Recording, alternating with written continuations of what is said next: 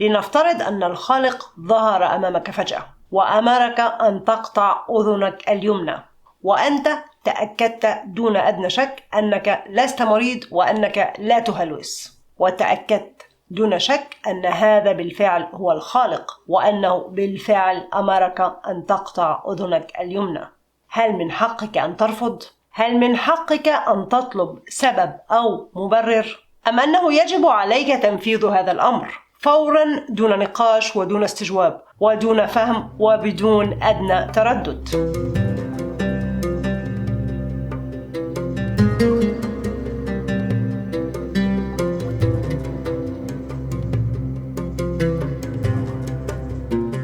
أحد أشهر الحجج التي نسمعها كثيرا من قبل معظم أتباع الديانات هي هذه حكمة الله. حجة هذه حكمة الله هي من أبشع الحجج التي تستخدم في يومنا هذا. ظاهريا تبدو حجة عادية وغير مؤذية، وأنها تعبر عن حكمة ومشيئة خالق الكون، ولكن لو حللنا وانتقدنا هذه الحجة سنجد أنها حجة سامة ومؤذية ومدمرة للعقول. عندما تسأل مسلم لماذا نزل القرآن باللغة العربية فقط وليس بجميع اللغات؟ عندما تسأل مسيحي لماذا صلب المسيح من أجل مغفرة ذنوبنا بدلا من أن يغفر الخالق الذنوب دون الحاجة لصلب أي إنسان؟ وعندما تسأل يهودي لماذا اختص الخالق إنسان واحد فقط من القوم بالوحي بدلا من أن ينزله على القوم بأكملهم؟ في جميع هذه الحالات ستجد نفس الجواب الموحد بينهم جميعا: هذه هي حكمة الله. وقد تأتي هذه الحجة على شكل آخر أو في هيئة أخرى: هذه مشيئة الله، الله يعلم وأنتم لا تعلمون، هناك حكمة غابت عنا، الله يفعل ما يشاء، لا يسأل عما يفعل وهم يسألون، وهكذا. هناك عدة أسباب تجعل الإنسان يلجأ لهذه الحجة. أولا، شل التفكير. رجال الدين يلجؤون لهذه الحجة ليشلوا تفكير غيرهم ويعجزوهم عن الرد. لو لم تتقبل حجة هذه حكمة الله، إذن أنت في عين التراث، والتراثيين تشكك في حكمة الله وتستجوبها وتدعي أنك أعلم وأحكم من الخالق. عندها أنت مجبر على تقبل هذه الحجة، وإلا ستتهم بالمعصية والكفر. الغرض من استخدام هذه الحجة في هذه الحالة هو إرهاب الناس وإسكاتهم ومنعهم من التفكير. ثانياً، التبعية العمياء. هناك معتقد سام لدى معظم أتباع الديانات، وهو أنه إذا جاء أمر من الخالق فعلى الإنسان الطاعة العمياء والتنفيذ المباشر دون فهم ودون استجواب ودون أي مبرر. ولذلك عندما نسأل لماذا نؤدي هذه الشعيرة، ولماذا بهذه الطريقة وبهذا العدد من الركعات، لماذا حرم الله هذا الطعام أو هذا الشراب وهكذا، الجواب دائما يكون لأن الله أمرنا بذلك ولأن الله أراد لنا ذلك، على اعتبار أن هذا جواب كافي ويلزم المستمع أن يخضع فورا وينفذ دون تردد.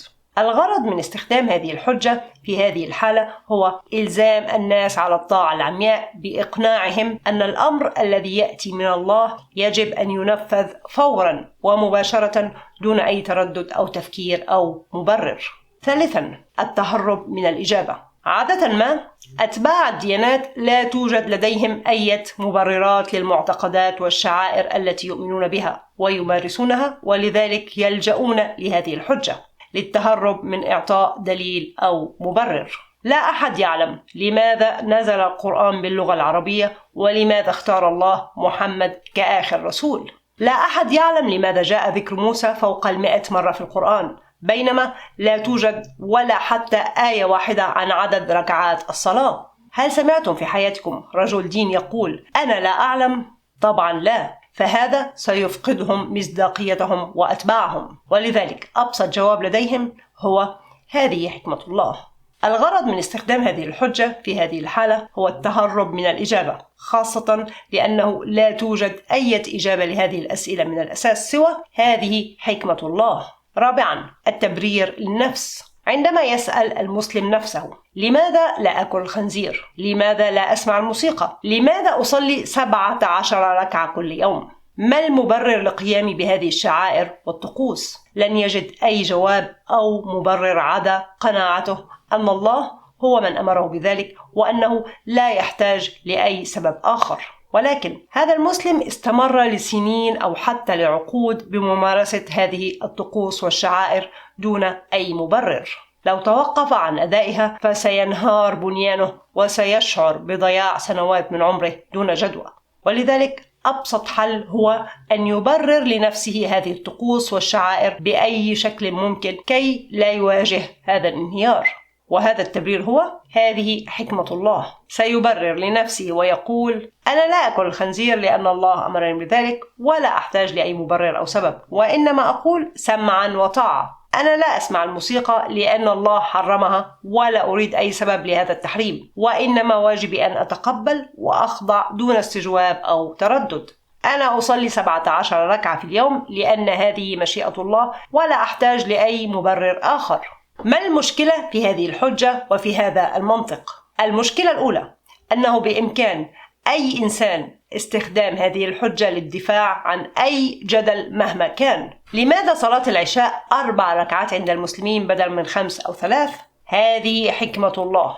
لماذا التعميد ضروري عند المسيحيين؟ هذه إرادة الله. لماذا العمل يوم السبت حرام عند اليهود؟ هذه مشيئة الله. لماذا يصيب الخالق الرحيم الأبرياء بالأمراض والأوبئة والكوارث والمصائب؟ الله يفعل ما يشاء. لماذا عصر المعجزات انتهى؟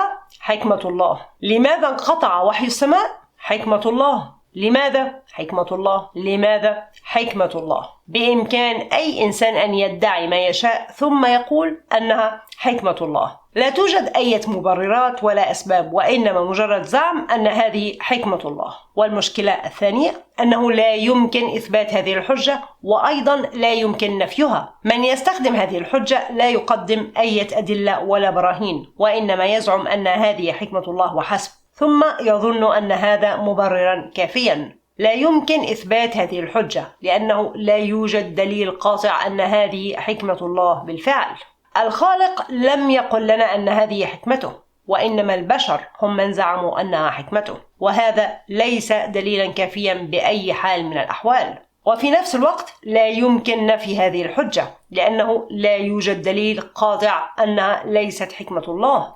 الخالق لم يقل لنا أن هذه ليست حكمته، ولذلك لا يمكن أن نستنتج ذلك. هذه الحجة لا تقدم ولا تؤخر ولا تفيد الجدل على الإطلاق، وإنما مجرد إضاعة للوقت. بالنسبة لمن سيقول: ولكن هناك دليل بالفعل على أنها حكمة الله، وهو أنها جاءت في كتابه وفي سنة رسوله.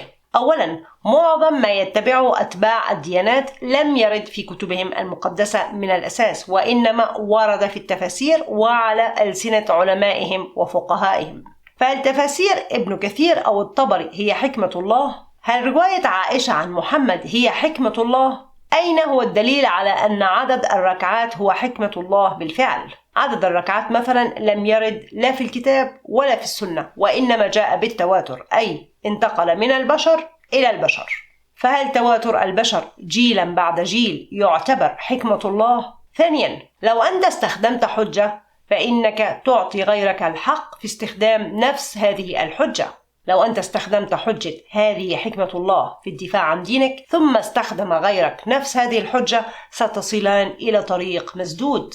ثالثا، حتى لو فرضا كانت من عند الله واتضح دون أدنى شك أنها حكمته، لماذا تعتقدون أن هذا مبررا كافيا على الطاعة دون فهم ودون طلب مبرر؟ لنفترض أن الخالق ظهر أمامنا وأمرنا أن ننفذ أمرا ما، وتأكدنا دون شك أن هذا هو الخالق بالفعل وأن هذا هو ما يريده منا. هل واجبنا الطاعة العمياء دون فهم ودون مبرر؟ أم أنه من حقنا أن نفهم قبل الطاعة والتنفيذ؟ هل يتوقع منا الخالق التبعية العمياء دون فهم؟ هل من لغى عقله وأطاع ونفذ دون تردد خير ممن استخدم عقله واستجوب وطلب مبرر؟ لو الخالق يتوقع منا الطاعة العمياء له، لماذا أعطانا القدرة على الرفض؟ لو الخالق يتوقع منا الخضوع دون تردد، لماذا أعطانا القدرة على التفكير؟ لو الخالق يتوقع منا إلغاء عقولنا، لماذا أعطاها لنا من الأساس؟ حجة هذه حكمة الله حجة بشعة ومؤذية تلغي العقل وتجعل من الإنسان تابع أعمى ومستسلم، لا يفكر ولا يفهم ولا يستجوب ولا يطلب أي دليل أو مبرر. يجب أن نتوقف عن استخدام هذه الحجة السامة.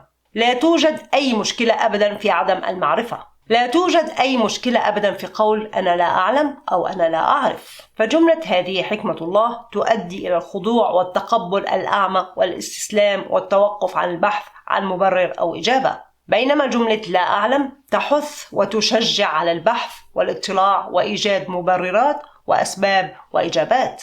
لا يوجد أي عيب مطلقا في قولك لا أعلم. لا تتبع من يتوقع منك أن تلغي عقلك وتتبعه بعمى دون استجواب أو طلب دليل أو مبرر. من حقك أن تطلب دليل ومبرر قبل أن تنفذ أي أمر. من حقك أن تشكك وتستجوب حتى تقتنع، ولست مجبرا على التنفيذ والخضوع لو لم تقتنع. من حقك أن تستخدم وتعمل عقلك حتى تفهم وحتى يطمئن قلبك. ومن حقك أن ترفض تنفيذ أي أمر حتى وإن كان من عند الخالق، إلا إذا حصلت على دليل ومبرر وسبب منطقي ومقنع قبل تنفيذه.